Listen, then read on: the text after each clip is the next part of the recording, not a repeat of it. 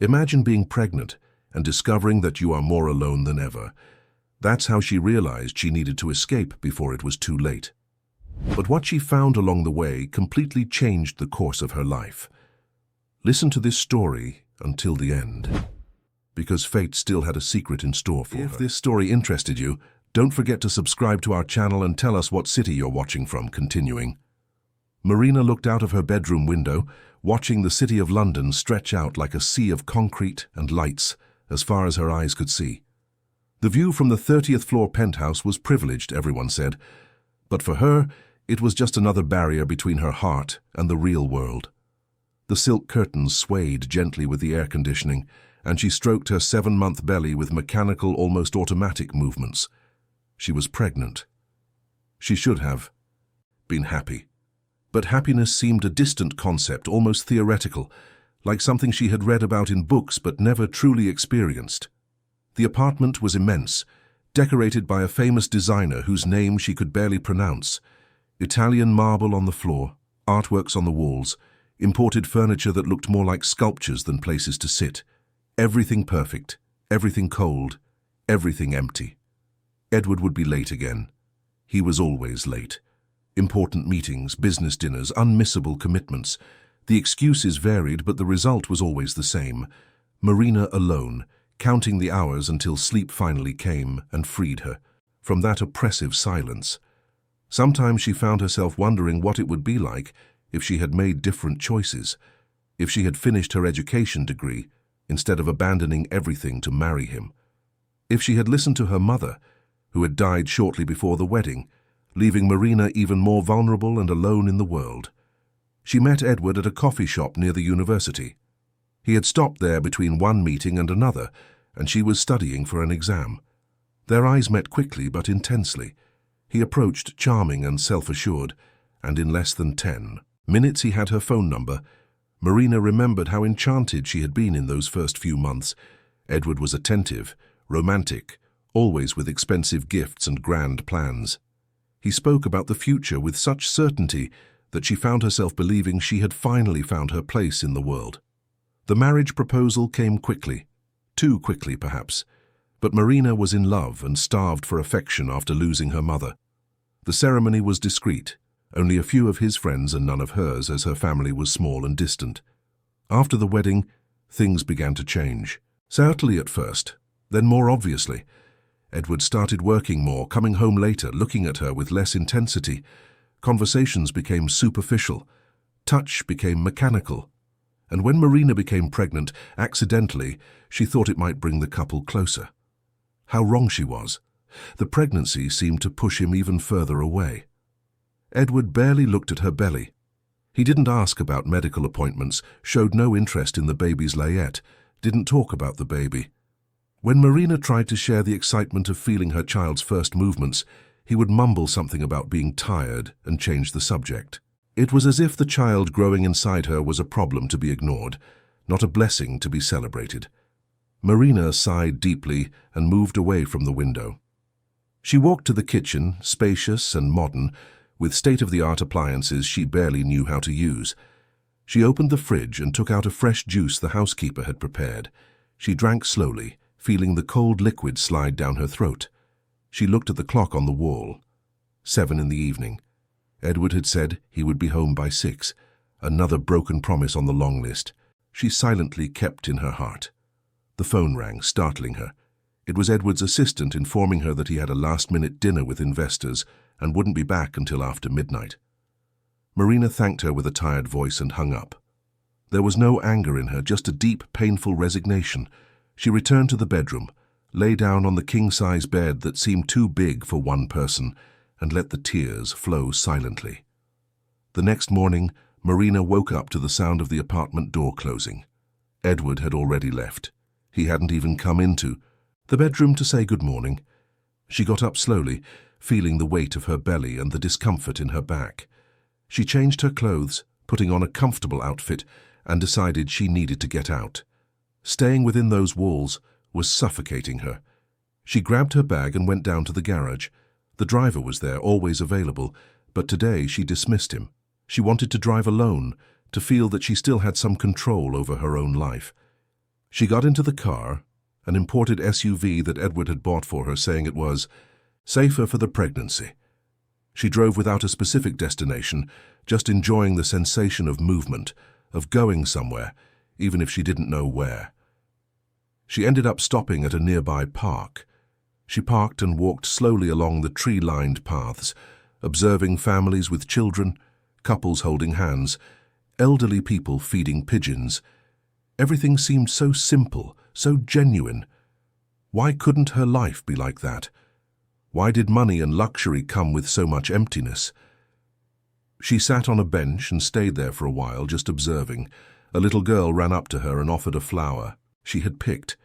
Marina accepted with a smile, feeling her heart clench. Would it be like this with her child?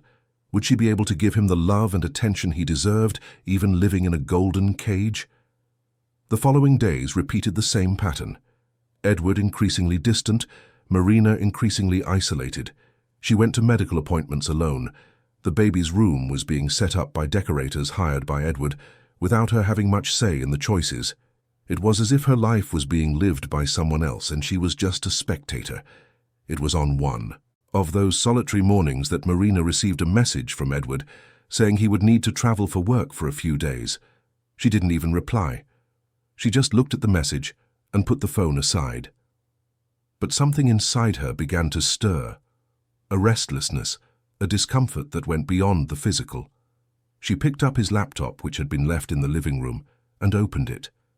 She wasn't looking for anything specific. She just wanted to feel connected to his life in some way. That's when she saw it. A folder of photos on the desktop. Curious, she clicked, and her world collapsed. They were photos of Edward with a woman, a beautiful, elegant woman with piercing eyes and a confident smile. They were at dinners, events, on trips. The photos were old, clearly from before the wedding, but there were some recent ones too, very recent. Marina felt the air leave her lungs. Her hands trembled as she scrolled through the images. Who was that woman? Why did Edward keep those photos? And why were there recent ones? She slammed the laptop shut and stood up, pacing back and forth across the room. Her heart pounded, her mind racing with unanswered questions. She decided to call Edward. He answered on the third ring, his voice impatient. Marina asked directly about the photos. There was a long silence on the other end. Then Edward sighed and said that was the past, that it meant nothing, that she was being paranoid because of pregnancy hormones. Marina insisted, demanding answers, but he evaded the topic and said he needed to hang up, that he was being called to a meeting. The call ended, leaving Marina even more distressed. That night she couldn't sleep. She tossed and turned in bed, thinking about everything, questioning every moment since she met Edward. Had he ever truly loved her? Or had she just been a convenient distraction? And that woman in the photos, who was she? What was her role in Edward's life? The following days were a torment. Edward returned from his trip, but he was even more distant. He barely looked her in the eyes. Meals were eaten in silence. The tension in the air was palpable. Marina tried to strike up a conversation a few times, tried to reconnect, but he always had an excuse to pull away. Work, tiredness, stress, always something. Then the invitation arrived, an art gallery opening in central London. Edward said he needed to go, that they were important clients, and for the first time in weeks he invited Marina to accompany him. She accepted, hopeful that perhaps this was a sign of change, that he was trying to include her in his life again. On the night of the event, Marina got ready carefully. She chose a dress that flattered her belly but was still elegant. She applied light makeup, tied her hair in a loose bun. When Edward saw her ready, he merely nodded, without compliments, without smiles. They went down to the garage together and drove to the gallery in his car. The event was packed. Elegant people circulated among the artworks, champagne glasses in hand, lively conversations filling the air. Edward was soon approached by acquaintances and plunged into business discussions. Marina stood beside him, smiling politely, but feeling completely out of place. No one spoke to her. It was as if she were invisible. She was getting a juice from the drinks table when she heard a feminine voice behind her, a velvety voice, but with a cold tone. That made Marina shiver. She turned and saw the woman from the photos. She was there in flesh and blood, even more stunning in person. She looked Marina up and down, her gaze deliberately pausing on her belly, and then smiled. A smile that didn't reach her eyes. The woman introduced herself as Veronica, an old friend of Edward's. An old friend. Marina didn't believe it for a second. The way Veronica looked at Edward, who was a few meters away, said it all. And the way Edward looked back, surprised but not uncomfortable, confirmed Marina's worst fears. Veronica struck up a conversation, asking questions about the pregnancy with an interest that sounded false. She commented on how young Marina looked, on how interesting married life with Edward must be. Every word was laden with venom disguised as politeness. Marina tried to maintain her composure, but she felt small, insignificant before this woman who seemed to know Edward much better than she did herself. The night dragged on. Marina watched from afar as Edward and Veronica talked, laughed, seemed comfortable with each other. The pain in her chest was physical. She felt like an intruder, a stranger in her own husband's life. When they could finally leave, Marina was exhausted, not just physically but emotionally shattered. In the car, she asked about Veronica. Edward was evasive. He said she was an old colleague, nothing more. But his tone of voice, the way he avoided looking at her, all indicated that there was much more to that story. Marina didn't insist. She was too tired to argue, to demand truths that would probably hurt even more. That night, lying in bed, Marina made a decision. She couldn't continue living like this. She couldn't raise her child in that toxic environment where love was just an empty word. She needed to find the strength to change her situation, but she didn't know where to start. She was financially dependent on Edward, had no close family, no real friends. The baby kicked inside her, as if responding to her thoughts. Marina placed her hand on her belly and made a silent promise. She would find a way. For herself, and for that child who would soon arrive in the world, she would find a way to rebuild her life with dignity. The following days brought an even more suffocating routine. Edward was increasingly absent, and when he was present, he seemed to be somewhere else entirely. Marina began to pay more attention to the details, his phone messages always face down, the calls he took by leaving the room, the different perfumes she sometimes smelled on him when he came home late. That's when Marina decided she needed to travel.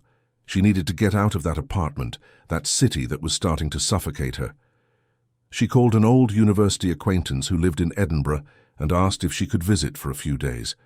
Her friend accepted immediately, saying it would be great to see her again. When she told Edward about the trip, he barely reacted. He just said she should do whatever she wanted, that he would be busy anyway. His indifference hurt more than any harsh word could. Marina bought the ticket for the following week and started packing her bags. On the day of the trip, Edward had already left early. Marina took a taxi to the airport. The activity was intense, typical of a Tuesday morning at London City Airport. She checked in, went through security and headed to the boarding gate. She was in line, waiting for the call to board the plane, when she heard a commotion behind her. She turned and saw a scene that made her heart stop. An elderly lady had fallen to the ground, her bags scattered around her, her face contorted in pain. And beside her, impatient and clearly annoyed, was Veronica. The woman hadn't even bent down to help. She just walked away, muttering something about people who don't watch where they're going. Marina felt indignation rise within her. Without a second thought, she stepped out of line and rushed to the lady. She knelt with difficulty, her belly hindering her movements, and gently took the elderly woman's hand. The woman looked at her with frightened but grateful eyes. Marina helped her collect her belongings, called an airport employee, and made sure the lady was all right. The elderly woman, with a trembling voice, thanked her repeatedly. She said Marina was an angel, that few people would have stopped to help. Marina smiled, feeling a strange connection with that woman. There was something in her eyes, a familiar sadness that touched her heart deeply. They talked for a few minutes. The lady said her name was Helen and she was going to visit an acquaintance in Edinburgh. Marina commented that she was also going there. Helen smiled and said it would be a wonderful coincidence if they were on the same flight, and they were. During the flight, sitting side by side, Marina and Helen talked like old friends. The lady was kind, affectionate, and listened with genuine attention to everything Marina said. Marina found herself opening her heart in a way she hadn't for months.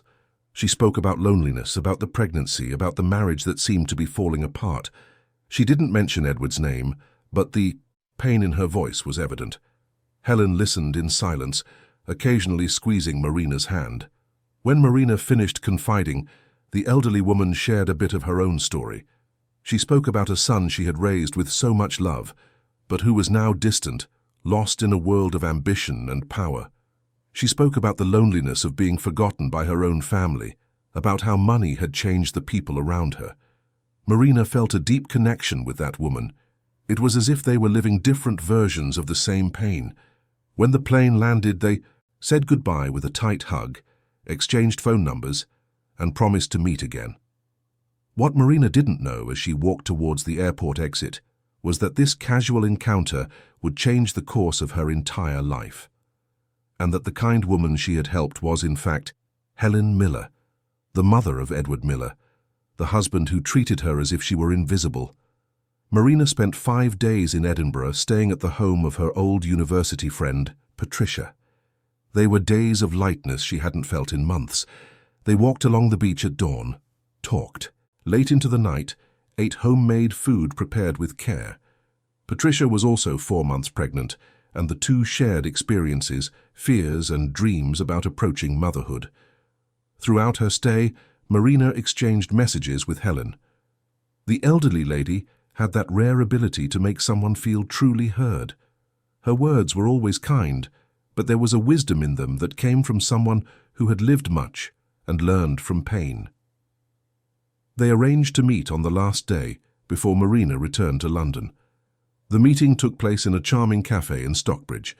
Helen arrived punctually, dressed simply but elegantly. They hugged like mother and daughter and sat by the window from where they could see the beach activity. They talked for hours. Helen wanted to know everything about Marina's pregnancy, about her plans for the future, about her dreams. And Marina, feeling a trust she rarely felt with anyone, opened her heart. Just then, Helen's phone rang. The lady looked at the screen and her face closed off. She hung up the call without answering. Marina noticed the change and asked if everything was all right. Helen sighed deeply and for the first time spoke more openly about her son. His name was Edward, she said, a successful, rich, powerful man, but one who had lost his way, who had traded the values she had tried to teach him for ambition and status, who had practically forgotten her after building his financial empire. Helen lived alone in a simple apartment without luxuries, while her son lived in a penthouse in Canary Wharf. She had asked for help a few times, not financial, but emotional, and he was always too busy to attend to her. Marina listened with a heavy heart. The name Edward was common, she reasoned. It couldn't be such an absurd coincidence. But something in her stomach churned. She asked, her voice trembling, what his full surname was. Helen hesitated for a moment, then replied, Edward Miller. Marina's world stopped. The air left her lungs. Her hands began to tremble. Helen Miller, Edward Miller. The woman she had helped at the airport, with whom she had formed such a genuine bond, was the mother of the man she was married to. The mother-in-law she had never met, because Edward never mentioned her, never took her to visit her, never allowed her to be part of their lives. The tears came before Marina could control them. Helen, startled, held her hands and asked what was happening, and Marina, between sobs, told the truth. She said she was married to Edward, that she was pregnant with Helen's grandson, that she lived in a cold and empty marriage where she felt like a decorative object, not a beloved wife. Helen paled. Her own tears began to fall. The two women hugged there in the middle of the cafe, crying together the pain of abandonment, rejection, the loneliness imposed by a man who should have loved them but who had chosen selfishness. The other customers looked on curiously, but they didn't care. In that moment they had found in each other the solace they had sought for so long.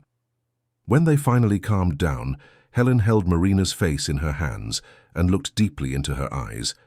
She said that from that moment on they would be for each other what Edward refused to be, that they would support each other, take care of each other, face whatever was necessary together. Marina nodded, feeling for the first time in months a strength she didn't know she still possessed. They returned to London together on the same flight. During the trip, they planned what they would do.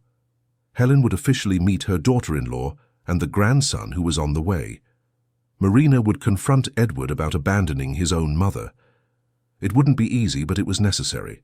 Both agreed that they could no longer live in the shadow of a man who had forgotten what truly mattered in life. When Marina arrived at the apartment late that night, she found Edward in the office, working as always. He barely looked up when she entered. He asked if the trip had been good, but his tone was mechanical, disinterested. Marina took a deep breath and said they needed to talk. He sighed, annoyed, and said it wasn't a good time. But Marina didn't back down. For the first time, she asserted her presence. She said she had met someone in Edinburgh, someone very special, and then, watching his reaction, she revealed she had met Helen Miller, his mother. Edward froze. The pen he was holding fell onto the desk. He looked at Marina with an expression that mixed shock, anger, and something that could be fear. He asked how it had happened. Marina told him about the airport, about the fall, about how she had helped the lady without knowing who she was, and how, days later, they had discovered the connection that united them. Edward stood up abruptly, his chair scraping against the floor. He began to pace back and forth, running his hands through his hair. He said Marina had no right to meddle in his family matters, that his relationship with his mother was complicated and didn't concern her. Marina, with a calm that surprised her, replied that when he had made her his wife, when he had gotten her pregnant, she had become part of that family, whether he wanted it or not. The discussion intensified. Edward shouted, saying Marina was trying to manipulate him, that she was being influenced by a bitter woman. Marina, with tears in her eyes but a firm voice, replied that the only bitter person there was himself, who had everything but couldn't see the value of what truly mattered, that he was building an empire of loneliness and coldness. Edward then said something that made Marina's heart shatter into even smaller pieces. He said the pregnancy had been a mistake, that they shouldn't have gotten married, that he still loved someone else and had tried to forget but couldn't. Veronica's name escaped his lips like an involuntary confession. Marina felt as if she had been punched in the stomach. Everything made sense now. The distance, the coldness, the absences. Edward had never gotten over Veronica, and Marina, naive and needy, had just been a failed attempt to fill a void that belonged to someone else. She asked, her voice broken, why he had married her then. Edward remained silent, and that silence was more eloquent than any answer. That night, Marina slept in the guest room, not because Edward had asked her to, but because she could no longer bear the thought of sharing a bed with someone who had never truly been hers. She cried until she had no more tears, hugging a pillow, feeling the baby move inside her as if trying to comfort her. The following days were tense. Edward left early and returned late, avoiding any contact. Marina spent her days at home, but now with a new purpose. She called Helen daily. Her mother-in-law would visit when Edward wasn't there, and the two would talk, for hours, planning, supporting each other. Helen shared stories of Edward's childhood, of how he had been a sweet and dreamy boy before his father's early death transformed him into someone obsessed with power and control. It was Helen who suggested that Marina go back to studying, that she resume her dreams of being a teacher, that she build her own financial independence for herself and for the baby on the way. Marina, at first, thought it impossible, but Helen insisted, saying she had some money saved that she could help. Marina refused the financial help, but accepted the emotional encouragement. She started researching online courses, looking for small jobs she could do from home. She updated her resume, even if it was modest. She joined groups of entrepreneurial mothers, sought guidance. Each small step was a victory against the feeling of powerlessness that had dominated her life in recent months. It was on one of those afternoons, while browsing the internet, that Marina found an advertisement for an administrative assistant position at a private school. The hours were flexible, perfect for a future mother. Without much thought, she sent her resume. To her surprise, she was called for an interview the following week. She told Helen, who was radiant, but she said nothing to Edward. He didn't deserve to know. He was so distant, so absorbed in his own world, that he probably wouldn't even notice if she got a job. On the day of the interview, Marina got ready carefully. She chose a professional but comfortable outfit, tied her hair back, applied light makeup. She looked in the mirror and saw a version of herself she had forgotten existed, a determined, capable, strong woman. Her 8-month belly was prominent, but she carried it with pride now, no longer with shame or insecurity. The interview went better than expected. The school principal, a 50-year-old woman named Claudia, was welcoming and understanding. She asked about the pregnancy, about her plans, and Marina was honest. She said she needed the job not just for the money, but for her own mental sanity. Claudia smiled and said she admired her courage. Marina left the interview with a sense of lightness she hadn't felt in a long time. She didn't know if she would get the job, but the simple fact of having tried was already a victory. She called Helen as soon. As she left the school and told her everything, excited, her mother-in-law cried with joy on the other end of the line, saying she was proud. But life, as Marina was learning, rarely followed a linear path. When she returned home that afternoon, she found Edward in the living room, which was unusual for that time of day. And beside him, sitting on the sofa as if she owned the place, was Veronica. Marina stopped at the door, her blood chilling in her veins. Veronica looked at her with that same cold smile from the art gallery, and Edward seemed uncomfortable but not surprised.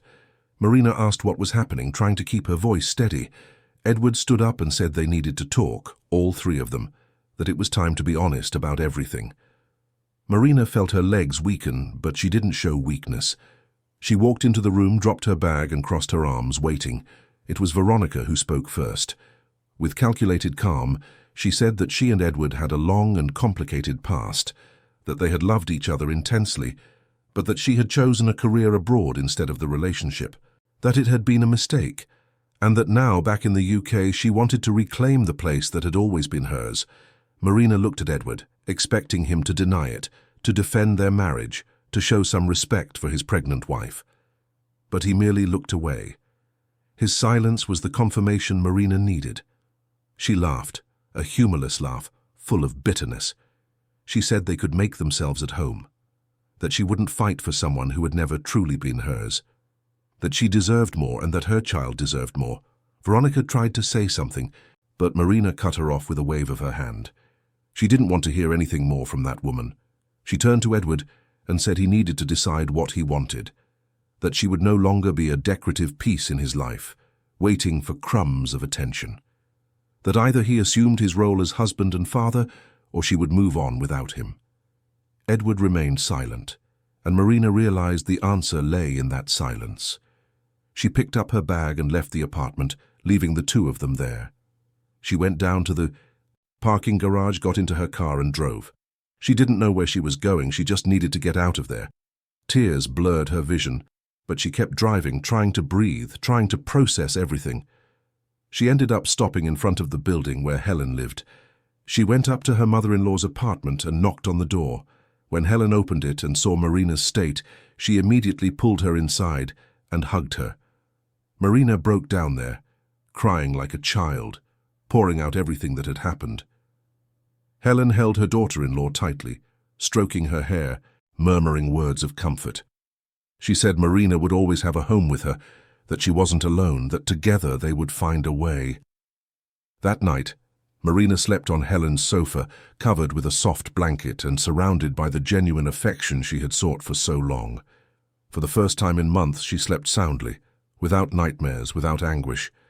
The baby inside her also seemed calmer, as if sensing that they were finally where they should be. The next morning, Marina woke up to the smell of coffee and toast.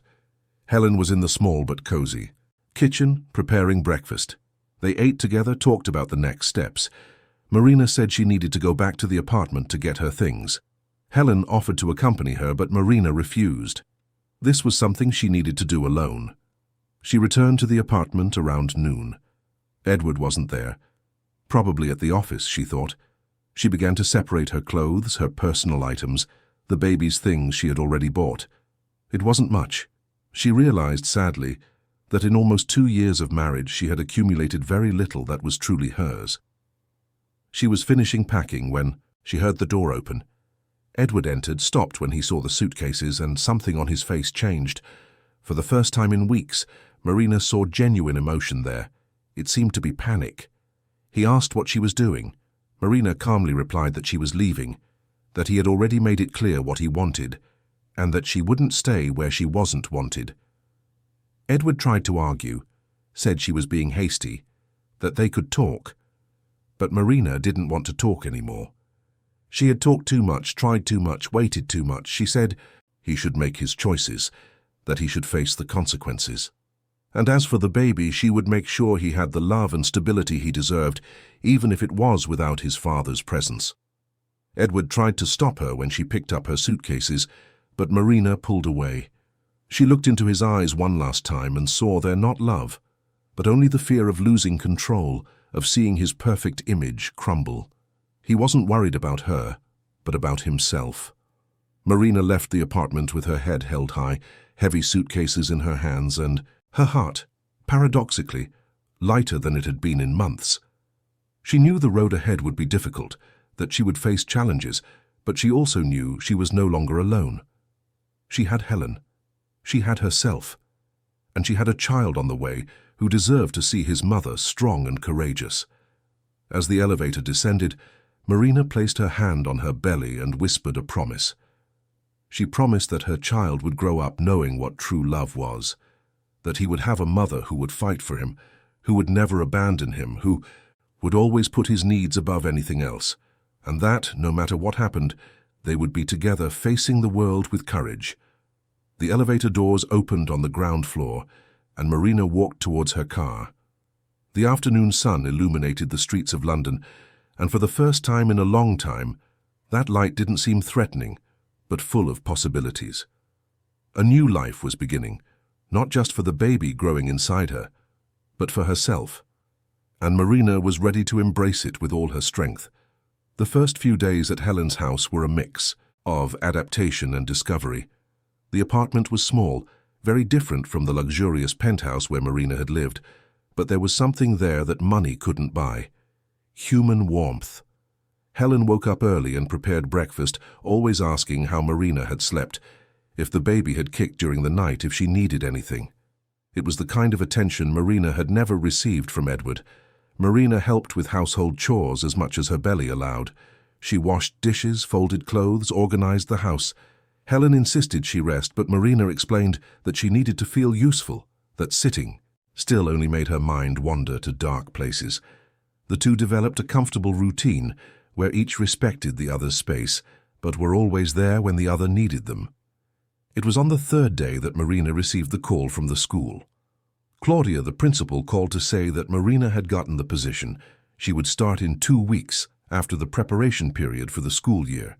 The salary wasn't high, but it was hers, earned by her own merit. Marina hung up the phone and cried, this time tears of joy and relief. Helen, who was beside her, hugged her tightly, sharing that victory as if it were her own. While Marina began to rebuild her life, Edward was going through his own torments. Veronica had settled into his life with the ease of someone who had never truly left. Frequent dinners, social events together, encounters that seemed casual but were carefully orchestrated. She was everything Marina wasn't. Confident, ambitious, perfectly suited to Edward's corporate world. But something was missing.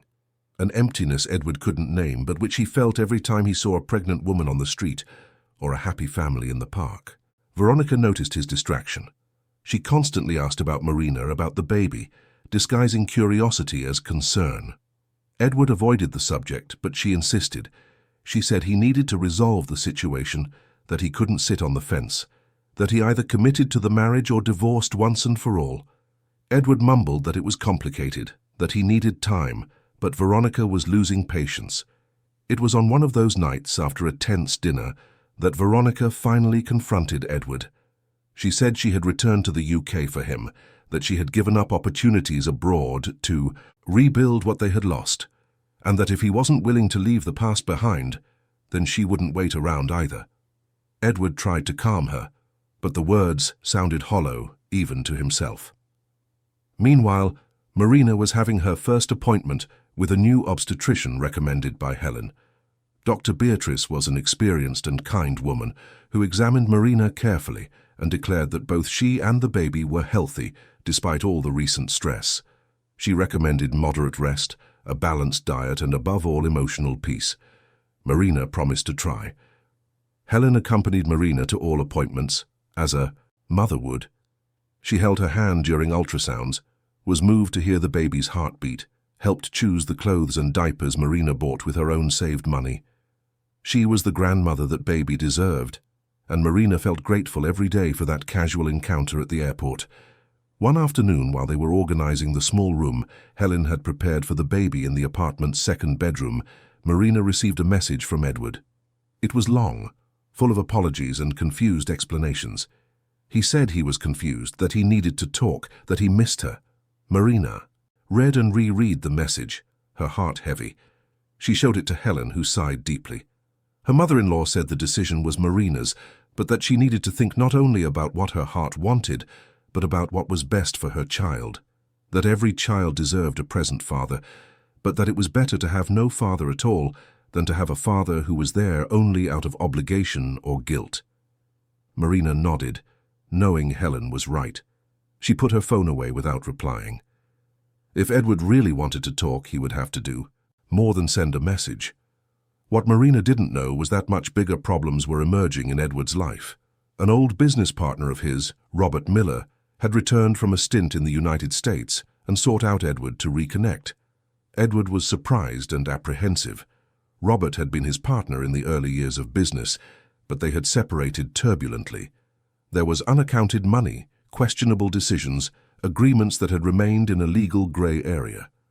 Robert now arrived with a confident air and a smile that didn't reach his eyes. He arranged lunch at an expensive restaurant, and between mouthfuls and sips of wine, made his objective clear. He wanted to get back into business with Edward, or rather, he wanted a significant stake in the current company. And if Edward wasn't interested, well, Robert had documents and information that could be very damaging if they reached the competent authorities. Edward felt his blood run cold. Robert was blackmailing him, disguised as a business proposal. He tried to maintain his composure, said he needed to think, that it was very sudden. Robert smiled and said Edward had a week to decide. After that, he would take his own measures. That night, Edward drank more than he should have. He called Marina several times, but she didn't answer. He left confused voicemails saying he needed her, that he had made mistakes, that he was in trouble. Marina listened to the messages the next morning and felt a mix of pity and anger. She showed them to Helen, who shook her head sadly. The son she had raised was reaping the consequences of his own choices. If you were living this story, would you stand by Edward in this difficult moment, or keep your distance to protect your child? Leave your opinion in the comments. Marina decided not to reply. She had her own concerns. Work would start the following week, and she needed to be prepared. She spent the days studying about the school, reviewing basic administration concepts, mentally preparing for the new routine. Helen helped as she could, encouraging, supporting, believing in her when she herself doubted. Marina's first day at work was challenging but rewarding. The school was welcoming, her colleagues friendly, and Claudia proved to be an understanding boss. Marina would work part-time until the baby was born, then have 3 months of leave, and then return. It was a plan that made sense, that gave her security. For the first time in a long time, Marina felt she had control over her own life. While Marina built her independence, Edward sank into his problems. Robert began to tighten the noose. He showed up at the office unannounced, made veiled comments in meetings, made it clear he wasn't bluffing. Edward tried to negotiate, offered money for Robert to leave, but the amount demanded was absurd. Robert didn't just want money, he wanted power, he wanted status. He wanted to destroy Edward for having left him behind years ago. Veronica realized something was wrong. Edward was distant, irritated, drank too much. She pressed until he told her about Robert. To his surprise, Veronica didn't offer support or understanding. On the contrary, she was furious. She said Edward was an idiot for getting involved in dubious business, that it could tarnish her reputation too, since they were now seen as a couple. She said he needed to resolve it quickly, or she would leave for good.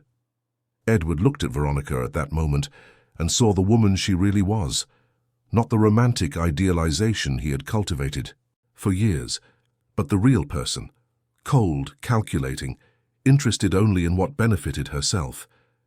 She was the same person who had pushed an elderly lady at the airport and walked away without looking back, the same person who was now abandoning him when he most needed support. He mentally compared her with Marina, simple, kind Marina, who had helped a stranger without a second thought, who had taken care of his mother when he himself had forgotten her, who was pregnant with his child and facing everything alone with courage and dignity. What had he done? He had traded gold for glass, and only now realized his mistake. But was it too late? Edward picked up the phone and called Marina once more. This time she answered. Her voice was firm, unemotional. Edward asked to meet, said he needed to talk in person. Marina hesitated, then agreed. They arranged to meet the next day at a neutral public cafe. Helen advised Marina to be careful. She said Edward was her son, and she loved him. But she also knew his flaws, that he could be manipulative when he wanted to be, that he used the right words to get what he desired. Marina promised she would be alert. The meeting took place on a Thursday afternoon. Marina arrived punctually. Edward was already there, looking tired and older than he really was. They sat facing each other, the initial silence heavy and uncomfortable. Edward was the first to speak. He apologized for his coldness, for his distance, for failing as a husband. He said he was realizing too late how selfish he had been, how much he had hurt the people who truly mattered. He spoke about Robert, about the problems he was facing, about how lost he felt. And then, looking into Marina's eyes, he said he wanted a second chance, that he wanted to be a present father, a better husband. Marina listened to everything in silence. When Edward finished, she took a deep breath and began to speak. She said she appreciated the apologies, but that words weren't enough, that he had had months to be a husband, to care for her, to care about the pregnancy, that he had chosen another woman, that he had made it clear where his priorities lay, and that now, when things were difficult for him, when his perfect life was crumbling, he came looking for her. Edward tried to argue, but Marina raised her hand, asking for silence. She continued, saying that she wouldn't be his plan B, that she wouldn't come back to be a consolation when Veronica abandoned him, or a shield against the problems he himself created. That she and their child deserved more than that. They deserved to be someone's first choice, not the last option. Edward lowered his head, tears finally coming. He said he understood, that he had lost the right to ask for anything. But he begged that she at least let him be part of their son's life, that she not prevent him from being a father, even if he couldn't be a husband. Marina looked at him and saw, perhaps for the first time, a glimpse of genuine humanity. She said she would think about it, but that there would be conditions, that he would have to prove with actions and not words that he was trustworthy, that he would have to reconcile with his own mother, that he would have to solve his problems without involving her, and that, above all, he would have to respect her boundaries and her decisions. Edward agreed to everything. Marina stood up, picked up her bag, and before leaving, said one last thing. She said he needed to look in the mirror and decide what kind of man he wanted to be, because the man he had become was not someone she, or her son, or even Helen could be proud of, but that he still had time to change if he truly wanted to. She left Edward there, alone with his thoughts. As she walked back to her car, Marina felt a strange peace. She had said what needed to be said. She had set her boundaries. She had respected herself. She didn't know what the future would bring, but she knew she would no longer be a victim of circumstances. She would be the protagonist of her own story. In the following weeks, life took its course. Marina dedicated herself to work and preparations for the baby's arrival. Helen was increasingly excited about the approaching birth of her grandson.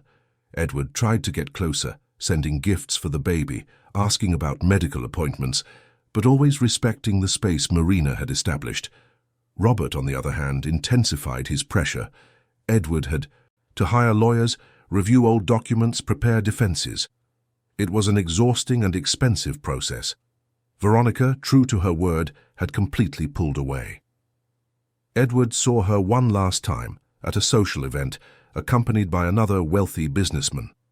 She greeted him with polite coldness and moved on. Edward realized she had never truly loved him. She had loved the status, the power, the image, not the man behind it all. The irony was not lost on Edward. He had done exactly the same thing to Marina.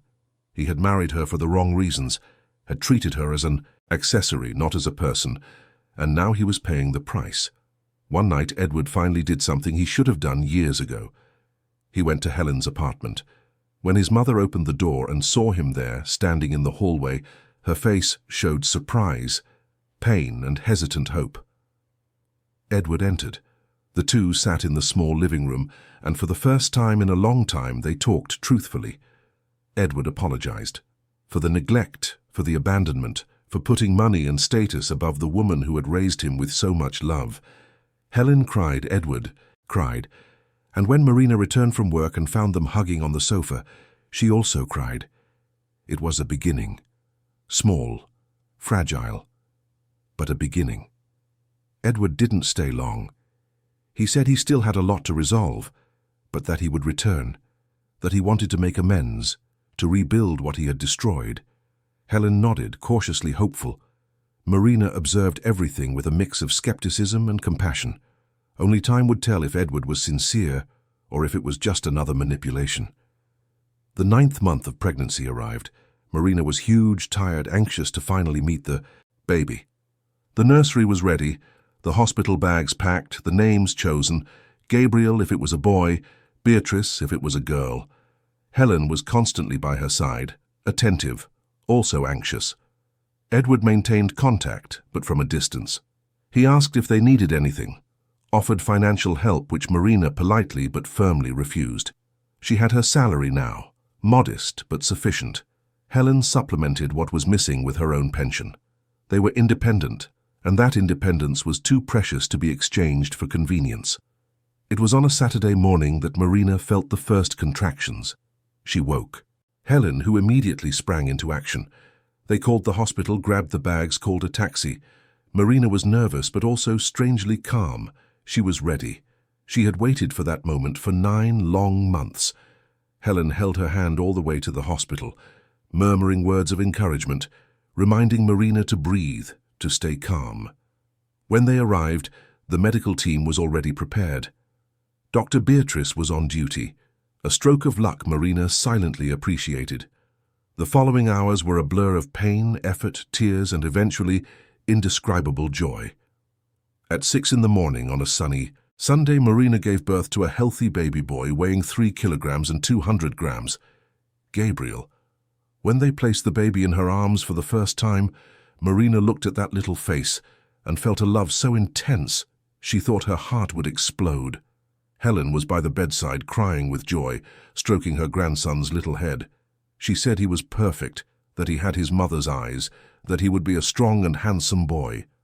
Marina smiled through her tears, tired but completely happy. She had created life. She had brought into the world a human being she would love unconditionally. Edward only learned of the birth hours later. Marina had asked Helen to wait a little before informing him. She wanted those first moments all to herself. When she finally called and gave him the news, Edward was silent for a long moment. Then he asked to visit them and Marina agreed, but on the condition that Helen be present. He arrived at the hospital in the late afternoon, bringing flowers and an oversized teddy bear. When he entered the room and saw Marina holding their son, something on his face changed.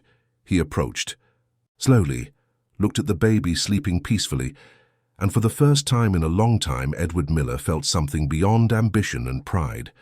He felt pure, selfless, overwhelming love. He asked to hold Gabriel, and Marina, after hesitating, carefully passed the baby over. Edward looked at that innocent little face and felt the weight of all his failures fall upon him. That was his son, his responsibility, his chance to be better than he had been. He looked at Marina, at the woman he had mistreated, neglected, abandoned, and saw the strength he had never realized she possessed. He looked at his mother, Helen, who had come with him and was watching him with cautious hope. And Edward realized He had been on the wrong path for too long.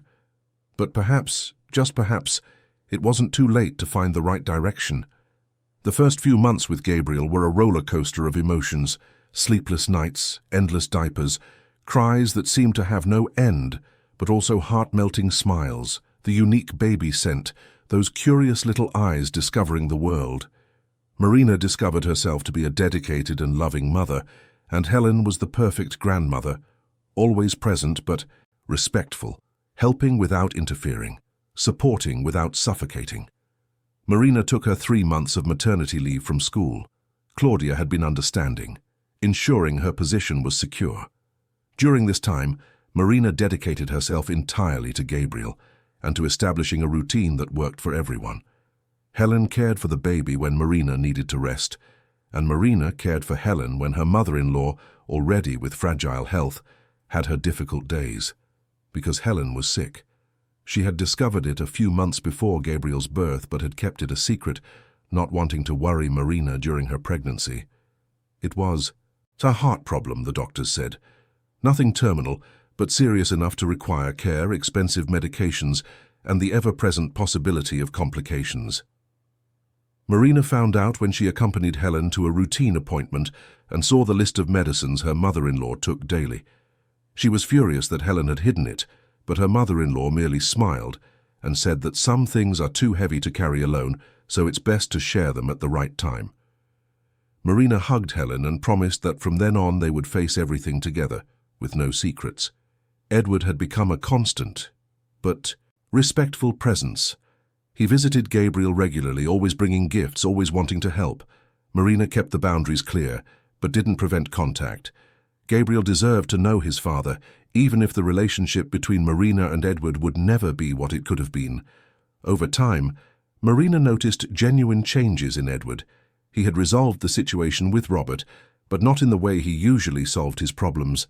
Instead of using legal tricks or paying to silence his former partner, Edward had faced the consequences of his past actions. He had cooperated with investigations, settled financial disputes, taken responsibility. It had been a painful and expensive process, but he had done it the right way. Veronica had completely disappeared from his life. Edward commented once, almost as a footnote, that she had married a European businessman and moved to London. There was no bitterness in his voice, just a belated recognition that it had never been love, just an obsession with a fantasy that never existed. What most impressed Marina was the rebuilt relationship between Edward and Helen. He visited her weekly, not just when he went to see Gabriel. He took her to medical appointments, paid for her, medicines, spent entire afternoons talking with her about everything and nothing. Helen blossomed with her son's attention, and Edward, in turn, seemed to be rediscovering who he really was beneath all the layers of ambition and vanity he had accumulated over the years. When Gabriel turned 6 months old, Marina returned to work. It was difficult to leave the baby, but Helen stayed with him during that time, and the school was flexible with hours. Marina discovered she liked the work, the interaction with colleagues, the feeling of doing something productive besides being a mother. She loved Gabriel more than anything, but she also needed to be Marina, the woman with her own dreams and ambitions. It was around this time that Edward made an unexpected proposal. He offered to buy a larger apartment for Marina and Helen, where they would have more space and comfort. Marina refused immediately. She didn't want anything from him that could be interpreted as a debt or obligation, but Edward insisted, saying it wasn't for her, it was for Gabriel and for his mother Helen, who deserved comfort in her remaining years. Helen also initially refused, but Edward, for the first time in years, showed genuine vulnerability. He said he needed to do it, not to clear his conscience, but to begin correcting past mistakes. That he couldn't give back the years he had stolen from his mother, but he could try to give her comfort now, and that Gabriel, his son, deserved to grow up in a suitable environment. Marina and Helen talked at length about the matter. Her mother-in-law said the decision was Marina's, that it was she who had to feel comfortable.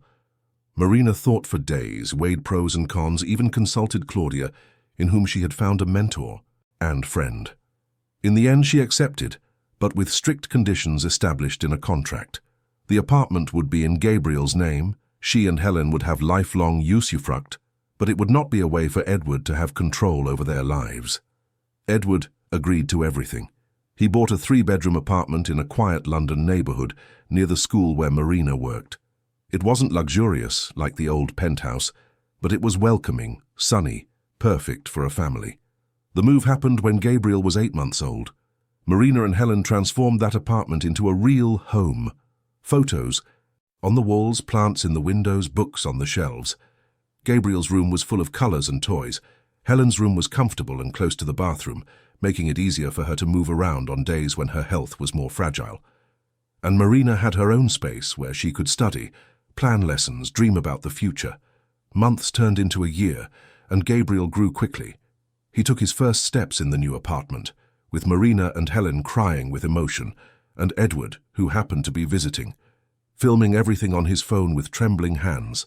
Gabriel's first word was "Mama," as it should be, and Marina felt as if her heart would explode with love.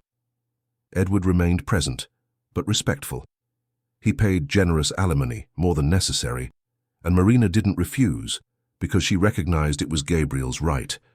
He visited his son 3 times a week, took him for walks in the park, bought clothes and toys, but he always respected Marina's rules, always consulted her before any important decision about their son. Helen, despite her health problems, was happier than Marina had ever seen her. She had regained her son, gained a daughter-in-law she loved like a daughter, and a grandson who was the light of her days. On sunny afternoons, she sat on the apartment balcony with Gabriel on her lap, telling stories, singing old songs, being the grandmother every child deserves to have. It was on one of those afternoons that Edward arrived for a visit and found the scene, his mother, his ex-wife, and his son, all together, laughing, happy. Something inside him stirred. It wasn't a desire to return to the marriage. Both knew that ship had sailed. But it was a profound recognition that happiness didn't come from power or money, but from true human connections, from genuine love, from real presence. He joined them that afternoon, sitting on the floor with Gabriel, playing with building blocks, listening to Helen's stories, accepting the coffee Marina offered. For a few hours, they were almost a family. Not in the traditional way, not in the way society expected, but a family nonetheless. And it was good. It was right. When Gabriel was 1.5 years old, Helen had a sudden worsening of her condition.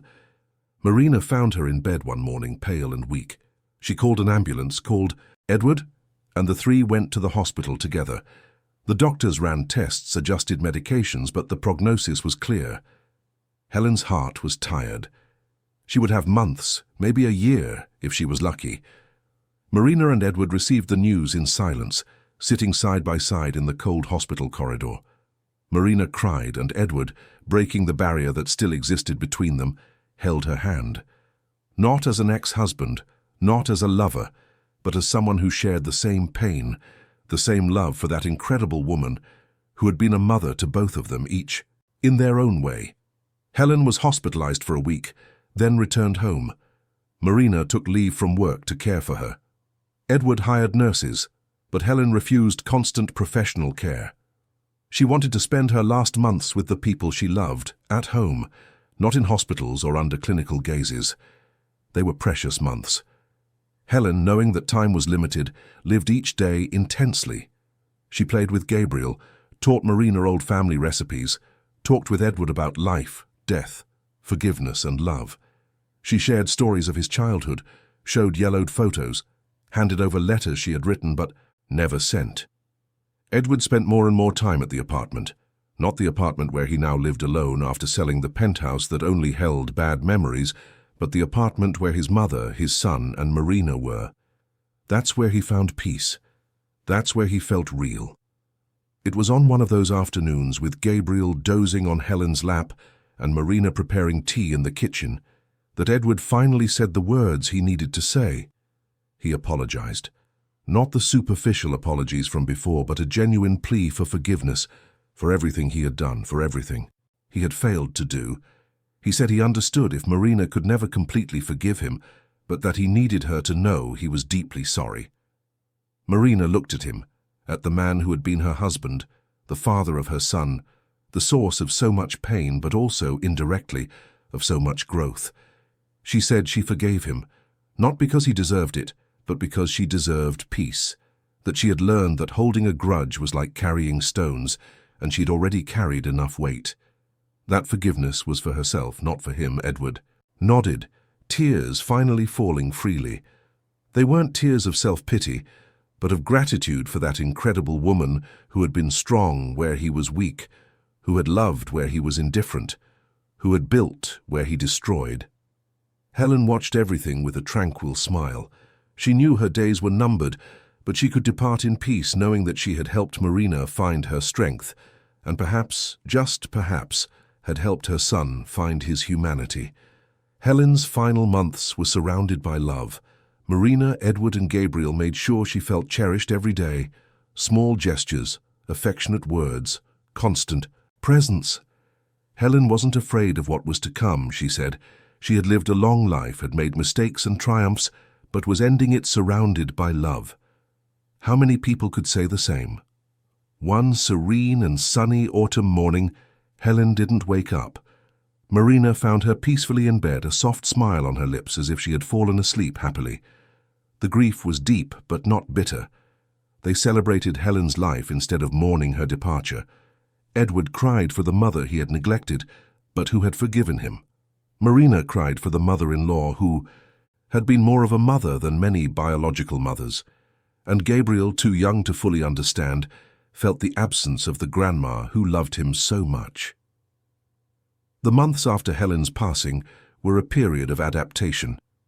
Marina returned to work, finding solace from her pain in routine. Edward was present more than ever, not just for Gabriel, but also for Marina, offering the support of someone who shared the same loss. Gabriel, now 2 years old, grew strong and healthy. He had Marina's smile, and Edward swore Helen's kindness. He was a joyful, curious child, loved intensely by both parents, even if they weren't a couple. Edward had fundamentally changed. His company was still successful, but he had reduced his workload, delegated more, prioritized time with his son over profits. He had sold unnecessary properties, simplified his life, focused on what truly mattered. Marina had become a respected professional at the school. Claudia saw her as a potential future coordinator. She was even considering returning to university to finish the education degree she had abandoned. She had her own life, her own path, and she was exactly where she wanted to be. Edward tried once to suggest that perhaps they could try again, not as they were before, but as the people they had become.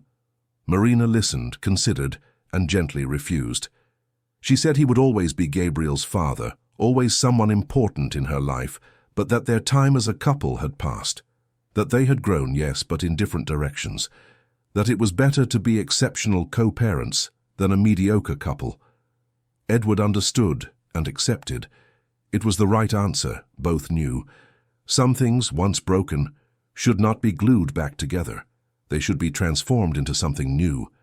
And they had done that. They had transformed a failed marriage into a functional co-parenting partnership. It wasn't what fairy tale books promised, but it was real, it was honest, and it worked. Gabriel grew up surrounded by love from both sides. He had a strong and dedicated mother, a present and repentant father, and the memory of the grandmother who loved him unconditionally in the few years they had together. Marina told stories about Helen every night, ensuring Gabriel knew who that incredible woman had been. Years later, when Gabriel was 8 years old, writing a school essay about heroes, he wrote about 2 people: his mother, who had faced everything alone and won, and his grandmother Helen, whom he didn't remember much, but knew from stories had been an angel in human form. Edward read that essay and cried, not from sadness, but from pride. His son had the right values. Marina had done an exceptional job, and Marina, reading the same essay, smiled through her tears. She had succeeded. Against all odds, she had raised a good, kind, strong human being. Helen would be proud, and Marina was proud of herself. Life hadn't given her the fairy tale ending she had imagined, when young and in love. But it had given her something better: growth, strength, independence, and a wonderful son raised with love and dignity. She had learned that she didn't need a man to complete her, that she was worthy on her own, that she could build a beautiful life alone. Edward had learned that power and money were empty without love and human connection, that he had destroyed the best thing he had ever had by chasing ghosts of the past, that redemption didn't come through grand gestures, but through constant presence, through daily choices to be better, and so each on their own path, but connected by the love they had for Gabriel, Marina, and Edward, found not the traditional happy ending, but something perhaps more valuable, the peace of having found who they truly were, of having grown through pain, of having learned that true love sometimes means letting go, respecting, supporting from a distance. The sun was setting over London, painting the sky with oranges and pinks. Marina, on the balcony, held a cup of tea and watched Gabriel play in the park in front of the building, with Edward supervising him. It was a simple, everyday scene but full of meaning. 3 lives intertwined not by romantic passion, but by something more enduring: respect, mutual growth, and the shared love for a child who was the best of both of them. Marina smiled, placed her hand over her heart, and whispered a silent thank you to Helen wherever she was, because it was that incredible woman, found by chance at an airport, who had shown her the way, who had given her the strength to start over, who had proven that family is not just blood but choice, presence, unconditional love. Night fell, but Marina felt no fear or loneliness. She felt complete, strong, ready for whatever came.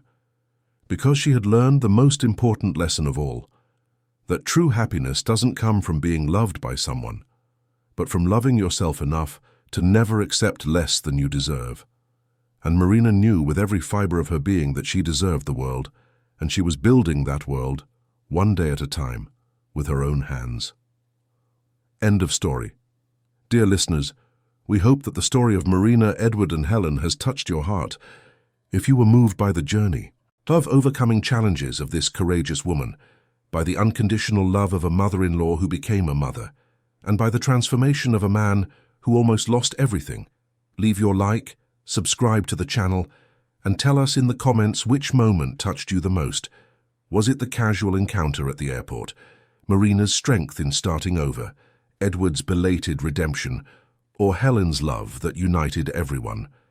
Every day we bring intense stories like this, which reveal the deepest side of the human soul, making us reflect on love, forgiveness, strength, and new beginnings. We await you in the next episode with another story that will stir your emotions and make you think about the choices we make and the consequences we carry.